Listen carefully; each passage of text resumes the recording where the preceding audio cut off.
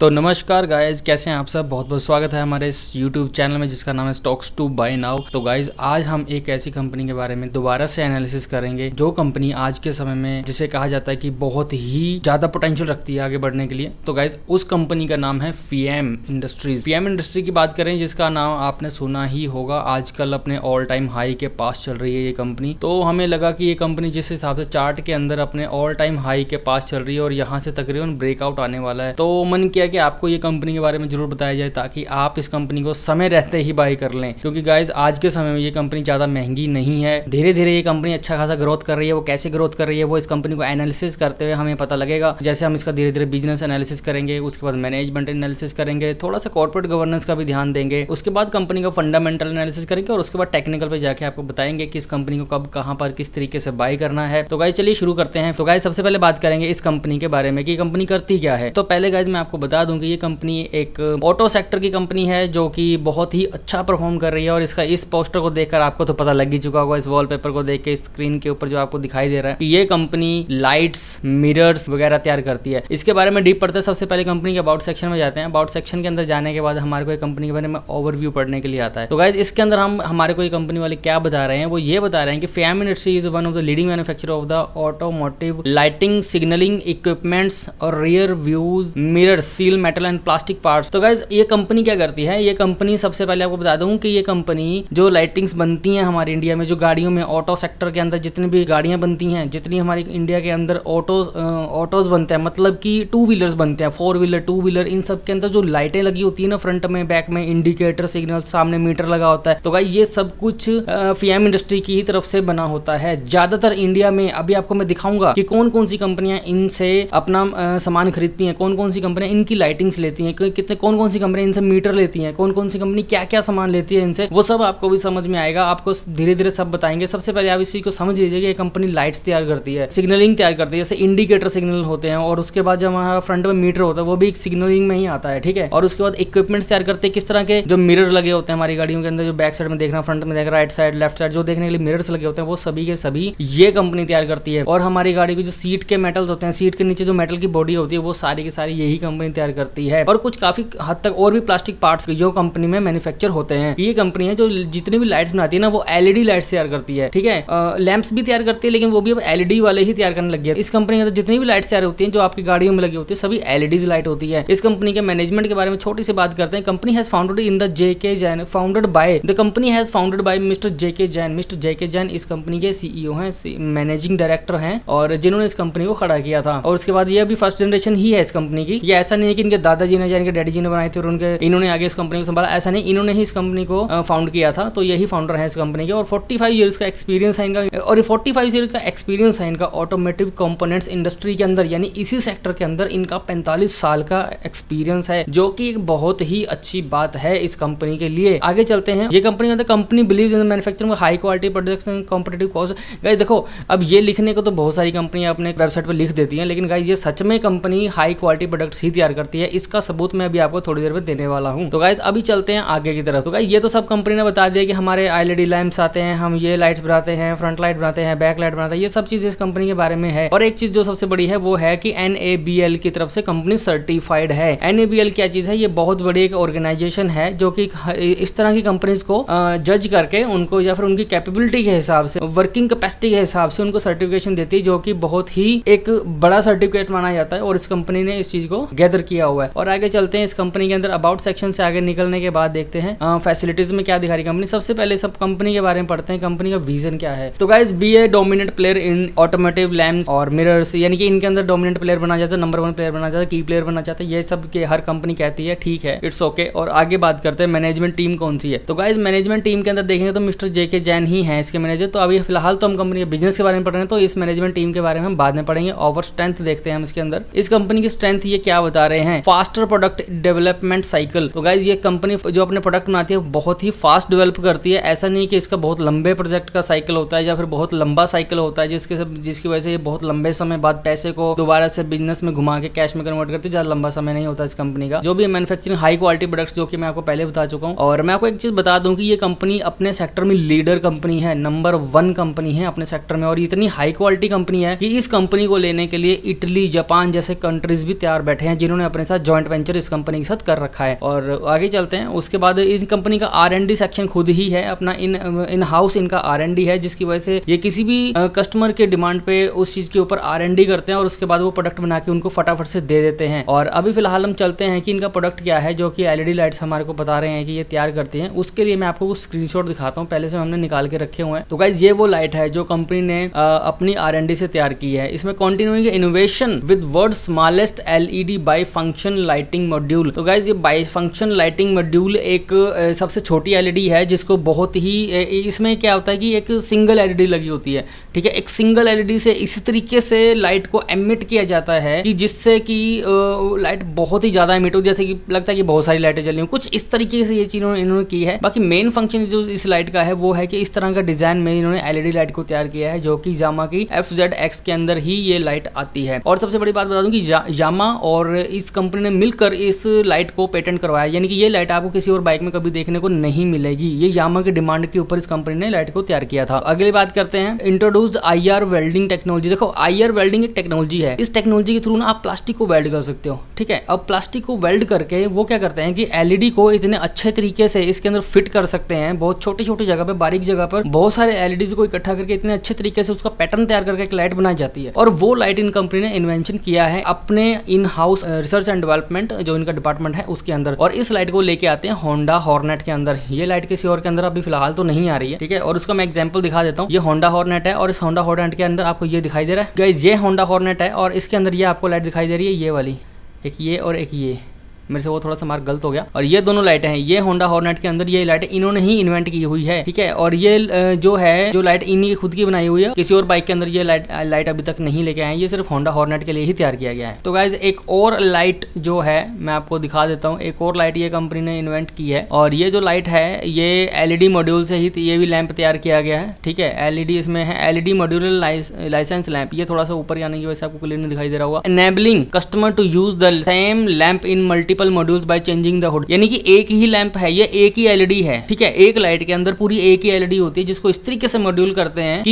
ये एक ही कनेक्टर से कनेक्ट होती है, एक ही लाइट, और आपकी बैक साइड की तीनों लाइटें उसमें यूज हो जाती हैं। जैसे कि मैं एग्जांपल दिखाता हूँ कि हाँ भी किस तरीके से बात की जा रही है। जैसे ये आप बैक साइड देख सकते हैं, ये सारा बाइक का बैक साइड है, इसके अंदर क्या कर रहा है, एक ही लैंप लगाया हुआ है, सिर्फ एक लैंप को ही इस तरीके से यहाँ कंट्रोल दिया गया है, जिसकी वजह से आप यहाँ पे ये जब चाहो ये वाली लाइट जला सकते हो, और जब आप चाहो आप इस लाइट को कंट्रोल दे सकते हो, जब आप चाहो इस लाइट को कंट्रोल दे। इसी तरीके से इस कंपनी ने इस लाइट को इन्वेंट किया है। इसको करने का रीजन ये है गाइज, क्योंकि ताकि जो बिजली की खपत है, बैटरी की खपत है, वो कम से कम की जा सके, ठीक है। तो इसीलिए ये कंपनी R&D अपने डिपार्टमेंट में यही काम करती है। जैसे आप देखो गाइज, आपने एक चीज तो नोट कर ही ली होगी कि होंडा हॉर्नेट में आता है, इसका मतलब होंडा इसका क्लाइंट है, ठीक है। अब ये जो बाइक, ये जो इन्होंने लाइट तैयार की है गाइज, ये हार्ले डेविडसन के लिए है। आप खुद सोचो इतनी बड़ी कंपनी इनसे लाइट ले रही है यार, इतनी बड़ी ब्रांड होगी FEM इंडस्ट्री, कितना बड़ा भरोसा है इनको उसके ऊपर। तो हम तो क्या होता है कि ये कह सकें कि नहीं यार ये हम बिलीव नहीं कर सकते इस कंपनी के ऊपर। फिलहाल तो ये चांस, ये हमें प्रोबेबिलिटी और बढ़ा रहे हैं, ठीक है। ये और प्रोबेबिलिटी बढ़ा रही है ये चीजें, जब ये ब्रांड हमें दिखाई देता है ना किसी के क्लाइंट, तो गाइज हमारी प्रोबेबिलिटी और बढ़ जाती है, कंपनी वाकई में अच्छा काम कर रही है। तो गाइज ये जो लाइट है ना, ये न्यूयॉर्क USA है, यानी कि जो भी, और थाईलैंड के जो प्लांट्स हैं हार्ले डेविडसन के, वहां पर ये एक्सपोर्ट किया जाता है। और बाकी बात करते हैं आगे। तो गाइज ये है एक इसमें high and low beam separate emitting mechanism. तो गाइज ये एक ही LED है और एक ही लाइट है, जिसकी वजह से क्या हुआ, जैसे इसमें एक LED लगी है, इसमें एक LED लगी है, लेकिन वही LED हाई बीम भी बनती है, वही LED लो बीम भी बनती है। इस तरीके से इसका मैकेनिज्म तैयार किया गया है। और ये सबसे पहली बार इंडिया के अंदर आ रहा है। और आ रहा कहाँ पर है, ये पियागो की एक स्कूटर है, उसके अंदर SXR 186 ऐसा कुछ मॉडल है, आई डोंट नो, मेरे को प्रॉपर्ली मॉडल याद नहीं आ रहा। जो पियागो की नवी स्कूटर आई है उसके अंदर ये मॉडल तैयार लगाए गए हैं इस टाइम पे। ये आपने देखा होगा, इस चीज से क्या पता लगता है कि यार ये कंपनी जो है ना, ये कंपनी का मैक्सिमम ध्यान करता है कस्टमर को जो चाहिए वो कस्टमर के लिए बनाकर खड़ा कर दो भाई, चाहे वो चीज पहले से एग्जिस्ट करती है चाहे नहीं करती है, ठीक है। और आगे चलते हैं, इस कंपनी को और भी रिसर्च के बारे में देखते हैं। तो गाइज अब आते हैं थोड़ा सा कंपनी के फ्यूचर प्लान के ऊपर। तो कंपनी का फ्यूचर प्लान क्या दिखा रहा है कंपनी, तो गाइज ये देखिए, ये कंपनी क्या कर रही है, EV इलेक्ट्रिकल व्हीकल्स है ना, उनकी तरफ इनका रुझान है पूरी तरह से। जो आने वाले समय में इलेक्ट्रिकल व्हीकल्स पे जो गवर्नमेंट की अपनी PLI स्कीम चल रही है ना, जो PLI स्कीम के तहत गवर्नमेंट क्या कर रही है, EVs जो है यानी इलेक्ट्रिक इलेक्ट्रिकल व्हीकल्स जो अभी आ रहे हैं, जो बैटरी से चलने वाली अपने व्हीकल्स हैं, वो इंडिया में उनको बढ़ावा दिया जा रहा है। तो उसके तहत ये कंपनी भी ध्यान दे रही है कि हमें ईवी व्हीकल्स हैं उनके लिए भी लाइटिंग तैयार करनी है। रिसर्च चल रही है इस कंपनी की जो ओएलईडी तैयार करेगी। ओएलईडी तैयार किस लिए होगी? हमारे पेट्रोल वाले व्हीकल्स के लिए। और जो एलईडी है जो अभी चल रही है इनको ईवीज के अंदर ट्रांसफर कर दिया जाएगा। तो कंपनी क्या कर रही है, इसी तरफ अपना चल रही है। फिलहाल तो इसका ध्यान अभी टू व्हीलर की ओर ही है, सिर्फ फोर व्हीलर की तरफ अभी ये ज्यादा ध्यान नहीं दे रही। फोर व्हीलर में जो चल रहा है वो वहीं चल रहा है, ठीक है, एज इट इज है, ठीक है। और धीरे धीरे उसकी तरफ बढ़ावा दिया जाएगा, तब कंपनी देखेगी। फिलहाल तो अभी इनका ध्यान जो है टू व्हीलर की तरफ सबसे ज्यादा है। तो गाइस अगर इस कंपनी के प्रेजेंस की बात करें, प्रेजेंस तो आप खुद ही देख सकते हो, इंडिया, हांगकांग, जापान और इटली, इन सभी कंट्रीज के अंदर ये कंपनी बैठी हुई है। लेकिन एक आपको बात बता दूं कि ये जॉइंट वेंचर करके बैठी है, डायरेक्ट फीएम के नाम से उस कंपनी के अंदर एग्जिस्ट नहीं करती है, सिर्फ इंडिया में ही फीएम के नाम से है। लेकिन बाकी कंट्रीज में ये फीएम के साथ आगे कोई नाम जोड़ा जाता है उसके तरह से, यानी कि जॉइंट वेंचर होता है कंपनी का, और जॉइंट वेंचर के साथ ये कंपनी आगे कंट्रीज में काम कर रही है। तो इंडिया में कहां कहां प्लांट है गाइस, तो ये देख लीजिए, सोनीपत, हरियाणा। अगर हम इसकी वेबसाइट पे भी जाते हैं ना, तो गाइस जो इंडिया में इस कंपनी के प्लांट लगे हैं वो देखिए, यूनिट 1 कुंडली है, सोनीपत में है, और यूनिट जो 2 है वो तमिलनाडु में है, तीसरा भी तमिलनाडु में, फिर कर्नाटका, फिर तमिलनाडु। ये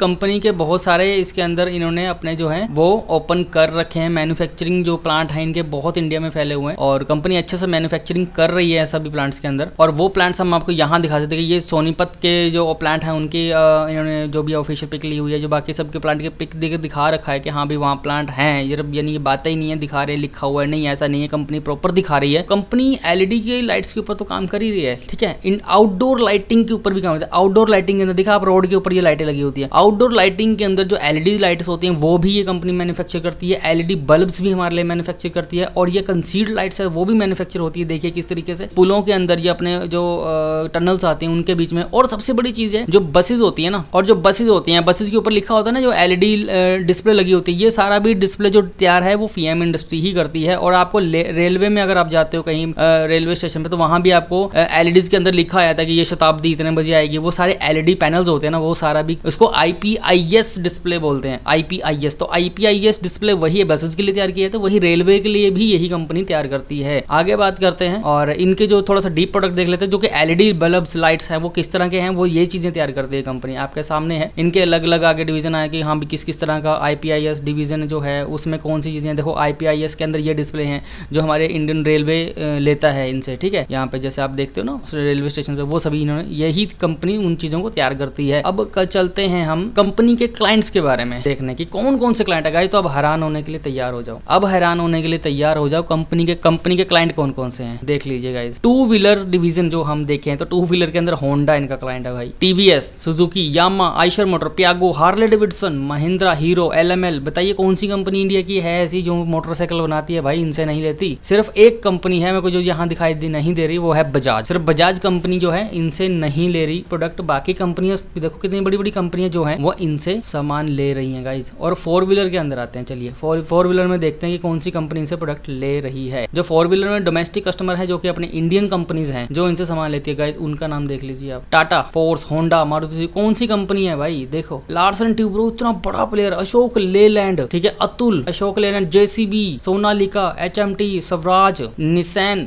ओ भाई साहब बहुत बड़ी बड़ी कंपनीज है, इनका तो नाम ही कितना बड़ा है जिनका हम यहाँ नाम ले रहे हैं 2 मिनट में, ठीक है। ये तो सारे डोमेस्टिक कस्टमर है जो कि इंडिया के कस्टमर है। ग्लोबल कस्टमर की बात करें जो कि इंटरनेशनल कस्टमर है, इंडिया से बाहर के लोग हैं, जैसे जापान के होंगे, इटली के होंगे, कहीं के भी होंगे, वो कस्टमर ये हैं जो इंटरनेशनल कस्टमर है जो इंडिया से नहीं है, ठीक है। जो एलईडी लेने वाले कस्टमर्स हैं जो कि आपको पता है आईपीआईएस डिस्प्ले जैसे कि रेलवे वाले लेते हैं, तो उन चीज के कस्टमर आप देख लीजिए कौन कौन सा कस्टमर है इसका। देखिए भारतीय रेलवे यहाँ पर आ रहा है नजर आपको, ये भारतीय रेलवे इनका कस्टमर है भाई। जो भारतीय रेल में आप जितने भी इंडिया के अंदर रेलवे हैं, इंडिया में जितने भी रेलवे स्टेशन है उनके ऊपर जो डिस्प्ले लगा होता है गाइस वो इसी कंपनी से लेके लगा। तो आप खुद सोच लिए इंडिया में अभी रेलवे की ग्रोथ हो रही है। इंडिया में अब सरकार देखो यहाँ पे सीधा भारत सरकार ही लिखा गया, बस जो भारत सरकार ही है भाई साहब। जब मिनिस्ट्री ऑफ शिपिंग, कौन यार सरकारी कंपनी सारी इसी कंपनी से अपना सामान लेने के लिए लगी हुई है। इंडियन ऑयल, सुजुकी, होंडा, ठीक है, ये भी अपने डिस्प्ले इसी कंपनी से लेती है। और सैमसंग, और यानी मुझे नहीं लगता कि कहीं से कोई सोच भी हमारे दिमाग में कहीं आनी चाहिए कि यार ये कंपनी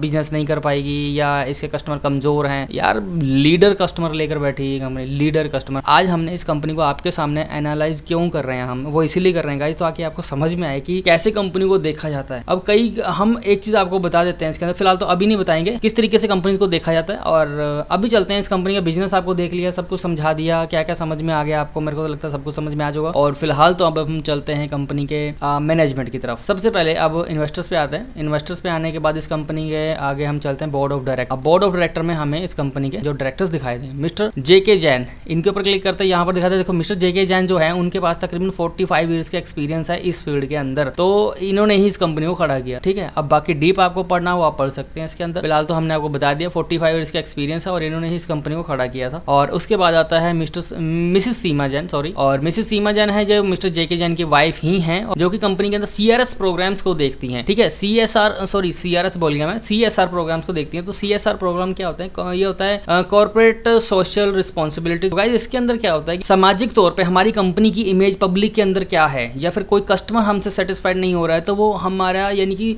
सोशली भी हमारे को वो नुकसान दे सकती है ना वो चीज। तो कस्टमर को सेटिस्फाइड रखना और कंपनी की जो इमेज है सामाजिक तौर पे उसको बेस्ट बना के रखना, वो सब CSR के अंदर आता है, जो कि ये संभालती हैं इन सभी चीजों को। उसके बाद चलते हैं आगे और मिस्टर राजेश शर्मा, इनका तो कोई फिलहाल तो रिलेशन नहीं है मिस्टर जेके जैन के साथ, और इनकी एज जो है 56 ईयर्स है और इनके पास जो है इन्होंने 35 ईयर्स का एक्सपीरियंस लिया हुआ है। ऑटोमोटिव इंडस्ट्री के अंदर ही इनका एक्सपीरियंस है, बहुत बड़ा एक्सपीरियंस 35 ईयर्स का देखा जाए तो। इनके जो मैनेजमेंट डायरेक्टर हैं उनका तो 45 का था, इनका 35 का था। और इनका जो मेन है वो कंपनी के सीनियर मैनेजमेंट के तौर पर इस कंपनी में काम कर रहे हैं और इसी चीज का एक्सपीरियंस इन्होंने मैनेजमेंट और मार्केटिंग डेवलपमेंट का इन्होंने एक्सपीरियंस लिया हुआ है, जो कि कंपनी के लिए बहुत अच्छा है। 35 ईयर्स का एक्सपीरियंस बहुत अच्छा माना जाता है। उसके बाद आता है मिस्टर काशीराम यादव। तो गाइज ये जो हस्ती है यही असल में रीढ़ की हड्डी है इस कंपनी की। इसमें क्या है, इनके पास 30 ईयर्स का एक्सपीरियंस है, लेकिन किस चीज में? तो गाइज इनका जो एक्सपीरियंस है वो automotive lighting, signalling equipment and new rear view mirrors के अंदर ही है। यानी कि जो काम ये कंपनी मैन्युफैक्चर करती है, जो प्रोडक्ट मैन्युफैक्चर करती है ये कंपनी, उसी के अंदर इनका प्रॉपर एक्सपीरियंस है। तो यानी कि मेन जो कहते हैं ना कि एक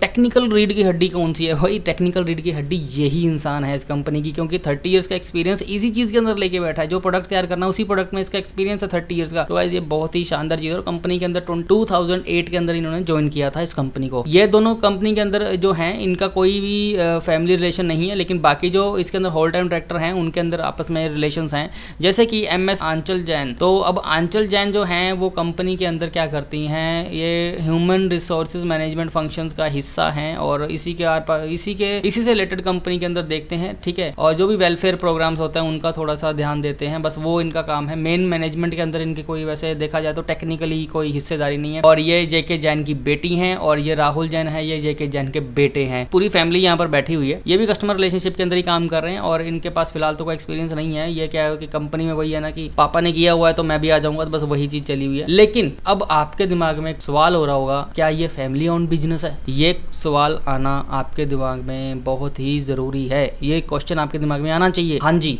ये फैमिली ओन्ड बिजनेस है जिसको हम प्रेफरेंस नहीं देते, लेकिन क्या हम आपको बाय करने के लिए फिर भी बोल रहे हैं इस कंपनी को? बिल्कुल बोल रहे हैं। तो गाइज बिल्कुल बोल रहे हैं आपको इस कंपनी को बाय करने के लिए, लेकिन उसका रीजन क्या है वो मैं आपको अब समझाने वाला हूं। उसका रीजन है ये सारे इंडिपेंडेंट डायरेक्टर नीचे। तो गाइज कंपनी के अंदर टोटल जो है 14 डायरेक्टर्स हैं, जिसमें से 7 इंडिपेंडेंट डायरेक्टर हैं। अब ये भी इंडिपेंडेंट डायरेक्टर हैं, ये तीनों भी इंडिपेंडेंट डायरेक्टर हैं, ये सब भी इंडिपेंडेंट डायरेक्टर, और इन सभी का बहुत ही अच्छा एक्सपीरियंस है। इनके बारे में डिटेल से पढ़ना, तो ये अपनी अपनी कंपनीज में भाई बड़े अच्छे लेवल पे ये लोग काम कर रहे हैं। तो ये इंडिपेंडेंट डायरेक्टर हैं, तो यही कंपनी में ऑडिट कमेटी का हिस्सा है। यही कंपनी की सारी प्लानिंग को ऑडिट करते हैं, सारी जो शीट्स वगैरह बैलेंस शीट तो उनको ये ऑडिट करके आगे पास करते हैं। लेकिन आपको मैं गाइस एक बात बता दूं, आपकी बात सही हो सकती है अगर आपके दिमाग में आ रहा है ये फैमिली ओन्ड बिजनेस है। तो गाइस एक बात याद रखना, चाहे फैमिली ओन्ड बिजनेस ये है, लेकिन एक बात सीमा जैन जी के बारे में पढ़िए। She is a wife of the mister JK Jain, belongs to the business family, involve in the her family business from the earlier age. ये अपनी फैमिली के साथ भी बचपन से, यानी कि ये बिजनेस फैमिली के अंदर ही पली बड़ी हैं। फैमिली और बिजनेस का जो खतरा मंडराता है बिजनेस के ऊपर, वो तब मंडराता है जब फैमिली को बिजनेस करने की नॉलेज नहीं होती। ठीक है, आप इस बात को समझिए। हमेशा किसी भी बिजनेस को,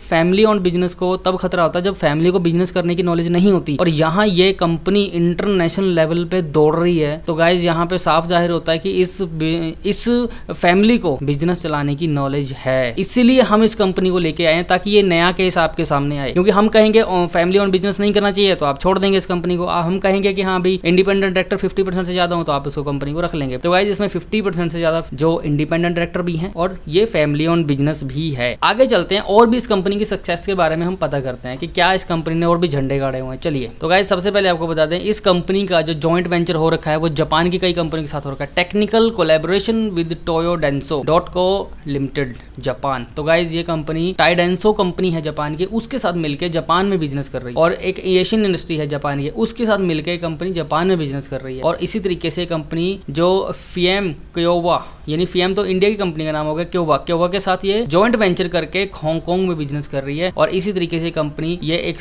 होली सब्सिडरी कंपनी भी है इनकी जापान में, और ऐसे ही इनकी एक इटली के अंदर भी है फिएम रिसर्च एंड टेक्नोलॉजी, ठीक है, होली ऑन सब्सिडरी, ये सब्सिडरी कंपनी है फिएम की और इटली के अंदर इनका प्लांट है, ठीक है। तो गाइस ये देख लीजिए, अब इतनी अच्छे जो बड़े बड़े कंट्रीज हैं जो टेक्नोलॉजी के खुद बादशाह हैं वो इस कंपनी से मिलकर काम कर रहे हैं। तो इस कंपनी में कुछ ना कुछ तो होगा जिसकी वजह से जापान इनको बुला रहा है कि हाँ भाई आप आ जाओ जॉइंट वेंचर करते हैं, इटली बुला रहा है आप आ जाओ जॉइंट वेंचर करते हैं, क्योंकि इसका R&D डिपार्टमेंट बहुत स्ट्रॉन्ग है और डेडिकेटेड डिपार्टमेंट है इसका। इस कंपनी को कई कंपनियों ने अवार्ड दे रखा है, appreciation award for social support, special support. तो गाइज ये यामाहा मोटर ने इनको अवार्ड दिया है। तो गाइज ये बहुत बड़ी अचीवमेंट्स होती हैं जो इतनी बड़ी बड़ी कंपनीज आपको अवार्ड देती हैं। और ऐसे ही इसको TVS कंपनी ने दिया है क्वालिटी परफॉर्मेंस, यानी कि लगातार क्वालिटी एक जैसी ही है, क्वालिटी डाउन नहीं है, तो उसके लिए TVS मोटर ने दिया। डिलीवरी मैनेजमेंट के लिए होंडा मोटरसाइकिल ने दिया, ठीक है, लो कॉस्ट में यानी सस्ती लाइटें प्रोवाइड की लेकिन बेस्ट क्वालिटी में, तो उस चीज का सर्टिफिकेशन को ISOL ऑर्गेनाइजेशन की तरफ से मिला हुआ है। और यामाहा मोटर ने एक और दिया एक्सेलेंस इन टेक्नोलॉजी डेवलपमेंट R&D डिपार्टमेंट को एक तरीके से। तो गाइस सुजुकी की तरफ से इनके पास है एप्रिसिएशन डिलीवरी मैनेजमेंट का, इनका होंडा मोटरसाइकिल। तो गाइस क्या अवार्ड नहीं है इस कंपनी, कितने बड़े बड़े दिग्गजों ने इनको अवार्ड दे रखे हैं। तो इसलिए गाइस इस कंपनी को स्टडी करने का आज रीजन ये भी था कि ये एक स्पेशल केस आ जाता है,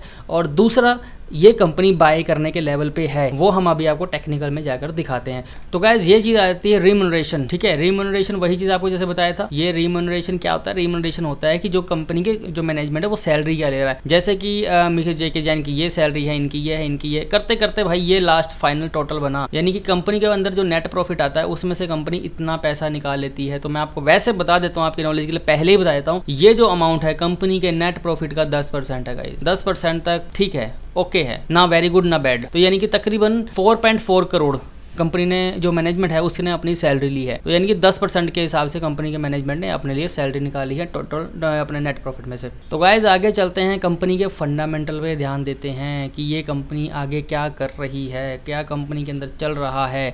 तो सबसे पहले कंपनी के हम रेशोज के अंदर चलते हैं। रेशोज में सबसे पहले दिखाई देता है जो मार्केट कैपिटलाइजेशन है 1611 करोड़ की कंपनी है। अभी स्मॉल कैप में आती कंपनी, ज्यादा बड़ी कंपनी तो नहीं है ये, ठीक है। तो अब मिड कैप स्मॉल कैप के अराउंड ही घूमती है ये कंपनी। और जो कंपनी करंट प्राइस है वो 1224 है और कंपनी के अंदर प्लेजिंग नहीं है। कंपनी के अंदर डेट तो बिल्कुल माइनर है, ना के बराबर है। ROE 15 और ROCE 20, यानी कि ग्रोथ के हिसाब से कंपनी ईयरली 15 से 20% का रिटर्न दे देती है। और आगे चलते हैं, कंपनी का जो है इंटरेस्ट कवरेज बहुत अच्छा है, ठीक है। इंटरेस्ट जितना है कंपनी को देना पड़ता है उससे तो 16 गुना ज्यादा कंपनी पैसा कमा लेती है। सेल्स ग्रोथ बहुत अच्छी है। अब चलते हैं कंपनी के, सबसे पहले हम देखेंगे प्रॉफिट एंड लॉस स्टेटमेंट। और जो कंपनी की सेल्स है वो 427, 535, 600, 700, 800, 900, 1000, 12, 14, 13, 12, 15, ये बीच में जो ये टाइम आया ना, ये पेंडेमिक का टाइम था गाइस। पेंडेमिक की वजह से इस कंपनी की ग्रोथ थोड़ी सी डाउन हुई थी। जो कंपनी की अगर आप एनुअल रिपोर्ट निकालोगे तो उसके अंदर इस कंपनी ने क्लियर बोला हुआ है कि जो कंपनी की ग्रोथ थी वो तकरीबन पिछले 6 सालों में सबसे लोअर लेवल पर थी। पूरा सेक्टर की जो ग्रोथ थी इस समय में,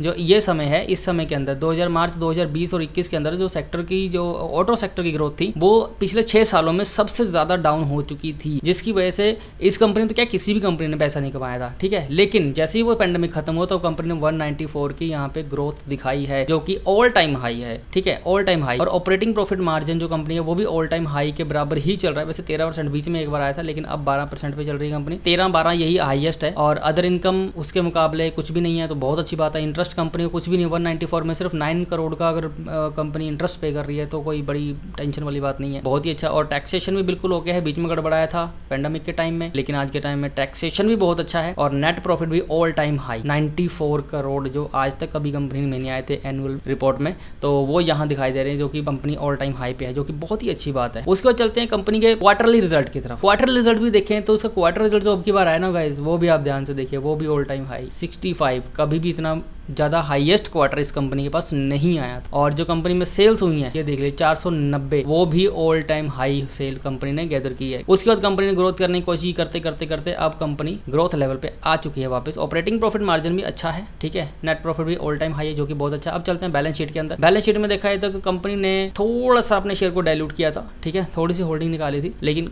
वो ओके है, इतनी कोई बड़ी बात नहीं है। और रिजर्व जो कंपनी का है गाइज वो ऑल टाइम हाई है और रेगुलर बढ़ता जा रहा है, एक बार भी डिप नहीं दिख रहा है इसके अंदर। 2015 261 रिजर्व जो कंपनी का ऐसे चलता ना गाइज तो वो कंपनी एक स्ट्रॉन्ग कंपनी होती है। और बोरोइंग कंपनी के अंदर कहाँ है, सिर्फ 46 करोड़, कुछ भी नहीं है, ठीक है। 5% जो वो भी नहीं है, 5% भी नहीं है, अगर इसको जोड़ दिया तो 5% भी नहीं बनता। कैश फ्लो कंपनी में प्रॉपर आ रहा है, ठीक है, कंपनी में कैश फ्लो भी पूरा आ रहा है कि पैसा आ रहा है। इस पर थोड़ा सा कम आया, जबकि नेट प्रॉफिट यहाँ पर देखा जाए तो 94 है, नहीं बिल्कुल सही आया, मेरे को गलती लगी थी। 94 करोड़ में से 92 करोड़ कंपनी के बैंक बैलेंस में आया, तो इसका मतलब पूरा का पूरा पैसा कंपनी के पास आ रहा है। अब चलते हैं शेयर होल्डिंग पैटर्न पर। शेयर होल्डिंग पैटर्न में क्या है, शेयर होल्डिंग 66.56%, यानी कि बहुत ही अच्छी शेयर होल्डिंग है और बिल्कुल भी हिली नहीं है एक बार भी, जो कि सस्टेनेबल मैनेजमेंट का एक सस्टेन्ड मैनेजमेंट का एक साइन होता है, ठीक है। अब 66.56 है, वो कब से 2019 से अभी तक इतनी ही है, ठीक है। FII का रुझान इनसे बढ़ता हुआ दिखाई दे रहा है और DII तो कब से बाहर हो चुकी है, लेकिन दोबारा से अब इसके अंदर आने की सोच रही है, क्योंकि अब EV का टाइम आ रहा है ना, तो ये इलेक्ट्रिकल व्हीकल्स आएंगे तो अब सभी का रुझान इस कंपनी के अंदर बढ़ेगा, क्योंकि इसके पास क्लाइंट भी तो सारे हैं ना, जो इसके सारे क्लाइंट EV के अंदर आना चाहते हो, ये भी EV के अंदर आना चाहती है। तो उसके बाद पब्लिक के अंदर देखा जाए, पब्लिक के अंदर 22% सारे के सारे बाहर पड़ी है। तो गाइस इसमें सब थोड़ा सा रीज़न ये भी है,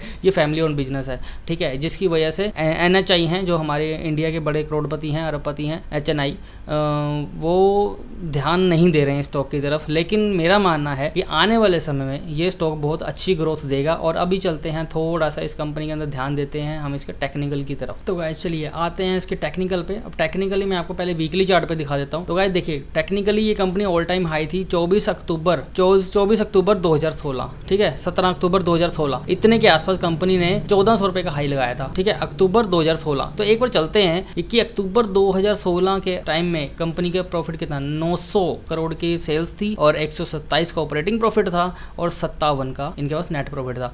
इसी का EPS बना था, ठीक है, कितना बना था EPS, 47 की EPS पे इस कंपनी ने ये प्राइस दिया था हमें। और आज EPS कितना हो चुका है, 71, ठीक है।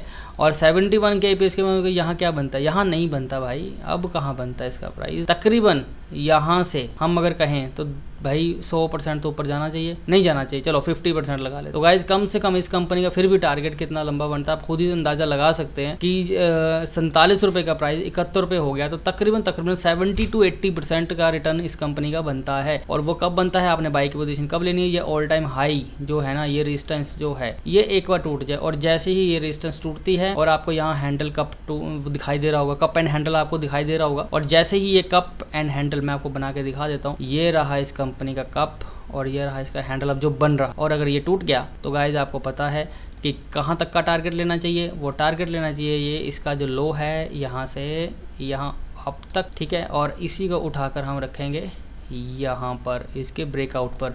तो गाइस इसका टारगेट कितना, 82% का टारगेट होना चाहिए। और टारगेट क्या होना चाहिए, 2744। तो गाइस इस कंपनी का टारगेट जो हमारी तरफ से निकल के आ रहा है वो है 2744 इस कंपनी का टारगेट होना चाहिए। अब आप खुद अंदाजा लगाइए जब यहाँ से ये ब्रेकआउट दे देगा ये स्टॉक। और साथ के साथ सबसे बड़ी बात क्या आ रही है इस कंपनी में, यहाँ से जब राउंडिंग बॉटम बन रहा था, वॉल्यूम आना शुरू हो गया था, तो इन्वेस्टर्स जो बड़े बड़े इन्वेस्टर्स हैं वो इसके अंदर पैसा डाल रहे हैं। गाइस वो बेवकूफ़ नहीं है, वो समझदार है। देखिए यहाँ पे भी वॉल्यूम आया, कितना हाईएस्ट वॉल्यूम आ रहा है, 1 मिलियन से ऊपर का वॉल्यूम है गाइस ये, ठीक है। अगर इस वॉल्यूम को नीचे कर दें तो यहाँ पे आपको दिखाई देगा, देखो 2 मिलियन, ये देखिए इस साइड देखिए 2 मिलियन के अराउंड वॉल्यूम है। और ये जो वॉल्यूम है आपको पता है ना, जब स्टॉक नीचे आता है और ऊपर जाता है और उस टाइम पे ब्रेकआउट वॉल्यूम के साथ हो जाए, जैसे आपको बताया था, और वॉल्यूम यहाँ पर आ रहा है। अब का ब्रेकआउट फेल नहीं होगा, इस बार का ब्रेकआउट इस कंपनी को तकरीबन 2737 के लेवल पर लेके जाएगा। चाहे वो वहाँ पहुँचने में साल लग जाए, ठीक है, 1.5 साल भी लग सकता है, हो सकता है 6 महीने में, हो सकता है 2 महीने में कवर हो जाए, वो हम कुछ नहीं कह सकते। लेकिन गाइज आप इसके ब्रेकआउट पे बाय करें और इतने तक का टारगेट लें, क्योंकि कंपनी बहुत भरोसेमंद है। जिन्होंने नहीं बाय किया तो गाइज एक बात और याद रखें, अगर HNI लोग नहीं इसमें बाय करते, जैसे राकेश झुंझुनवाला जी, केडिया जी हो गए, ये सब लोग अगर इस कंपनी में इन्वेस्ट नहीं करते ना, तो आप ऐसा मत सोचा करो कि यार ये कंपनी बाय करने लायक नहीं है। मैं आपको एक सच्चाई बताऊँ, मैंने इस कंपनी को सच बता रहा हूँ 400 रुपये के अराउंड बाय किया था, 400 नहीं सॉरी, ये तकरीबन 400-500 रुपये के अराउंड बाय किया था इस कंपनी को। तब भी तो ये कंपनी बनी थी, तब भी तो इस कंपनी ने डबल रिटर्न दिया ही था। तब कौन सा केडिया जी का या फिर आके झुंझुनवाला जी की इन्वेस्टमेंट थी इसके अंदर? नहीं थी गाइस, तब भी नहीं थी। देखिए 18/2020 अगर इस टाइम पे इन्वेस्टर को देखा तो 18/2020 के अंदर भी कोई भी किसी तरह के HNI की इन्वेस्टमेंट नहीं थी इस कंपनी के अंदर गाइस। तो इसलिए इस डर को हमेशा निकाल दो कि बड़े बड़े लोगों का ही इन्वेस्टमेंट होगा तो ही बात बनेगी, ऐसा नहीं है। FII लोगों ने यहाँ पे इन्वेस्टमेंट बढ़ा रखी है, तो FII तो बहुत ही समझदार है गाइस। अब आप देखो इस इतने बुरे हालातों के अंदर FII पैसा हमारे देश में से निकाल रही है, लेकिन उसने उल्टा इस स्टॉक के अंदर डाला है पैसा, ठीक है। ये सबसे बड़ा पॉइंट है। जिस समय में FII निकाल रही है पैसा, उसी समय में इस कंपनी के अंदर FII ने पैसा डाला है। तो गाइस ये एक बहुत ही बढ़िया साइन है इस कंपनी को बाय करने का, और चार्ट भी कुछ ऐसे ही दिखाई दे रहा है, ठीक है। तो गाइस फिलहाल ये तो था इस कंपनी का डीप एनालिसिस, और अब आप जरूर बताना कि आपको ये वीडियो कैसा लगा। बाकी आप कमेंट जरूर करें यार, अभी धीरे धीरे हमारे चैनल को शेयर जरूर करें, वीडियो को भी आगे दोस्तों को शेयर करें ताकि उनको भी इस चैनल के बारे में पता लग सके, वो भी डीप एनालिसिस करना सीखें कि इस कंपनी को कैसे पढ़ा जा सकता है। बाकी मेरे पढ़ाने में समझाने में कुछ गलती हो तो भाई कान पकड़ के माफी मांगते हैं, ठीक है। क्योंकि अभी वीडियो थोड़ा शुरुआत ही है हमारी, नई हमें अभी वीडियो बनाना शुरू किया है, क्या तो कुछ गलतियां हो सकती हैं, माफ कर दीजिएगा। मेन आप कंटेंट पे ध्यान रखिए, जो हमारे कंटेंट है। फिलहाल तो अब चलते हैं, कमेंट जरूर करना, बताना जरूर अगर आपके दिमाग में कोई कंपनी है जिसके बारे में आप एनालिसिस करना चाहते हो, वो आप हमें जरूर बताना, और हम उस कंपनी के बारे में डीप एनालिसिस करके आपको जरूर दिखाएंगे। तो गाइज मिलते हैं आपसे नेक्स्ट वीडियो में, तब तक के लिए गुड नाइट, बाय बाय, धन्यवाद, शब्बा खैर।